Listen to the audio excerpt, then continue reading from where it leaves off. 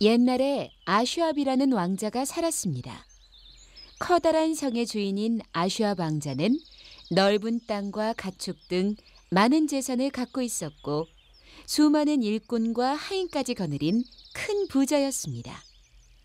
어느 날 아슈압 왕자는 깊은 생각에 빠져 있었습니다. 그러자 그의 신하인 하킴 나부안이 왕자에게 물었습니다. 아유, 왕자님, 무슨 생각을 그리도 골똘히하고 계십니까? 어떻게 하면 내 재산을 더 늘릴 수 있을까? 그 생각 중이었네.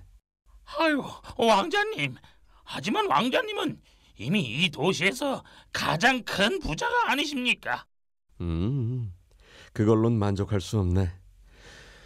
저 어두운 바다 건너 꿈의 도시에 가면 뭔가 더 큰 것들을 얻을 수 있을 것만 같은 생각이 들어. 아무래도 재산들을 모두 정리해서 그곳으로 가봐야겠네. 그러자 신하인 하킴은 깜짝 놀랐습니다. 어둠의 바다 건너 꿈의 도시를 찾아 떠났던 수많은 사람들은 하나같이 다시는 돌아오지 못하고 영영 사라져버렸기 때문입니다. 하킴은 진심으로 왕자를 걱정하며 말했습니다. 왕자님, 지금까지 그곳으로 떠난 누구도 되돌아오지 못했습니다. 부디 어둠의 바다를 건너겠다는 생각만큼은 포기하십시오. 아니네.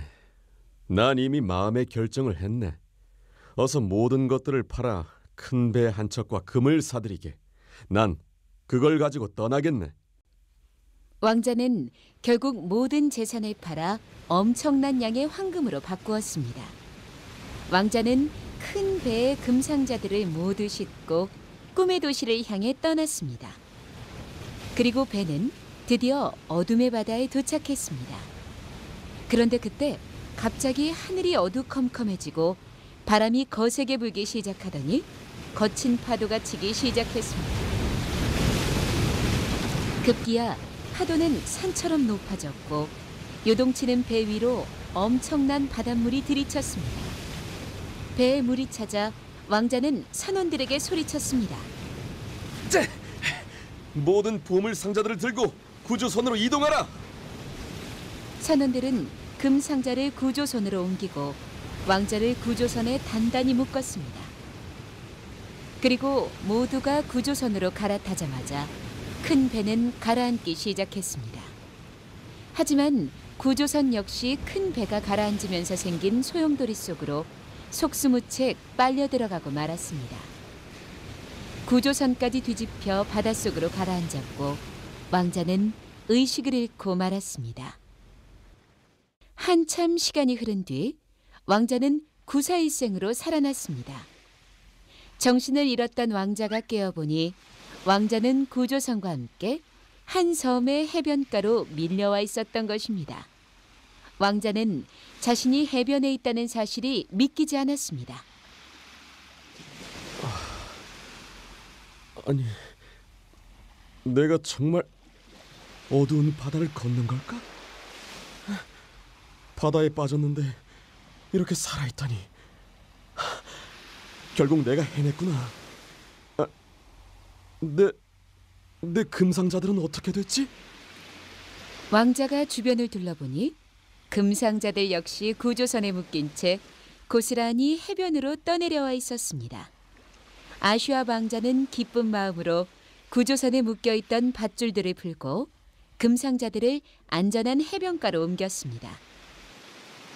왕자는 꿈의 도시를 방문할 생각에 마음이 들떴습니다. 하지만 금상자를 옮기려면 도움이 필요했습니다.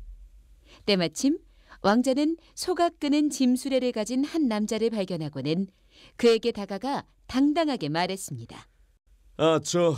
이보시오.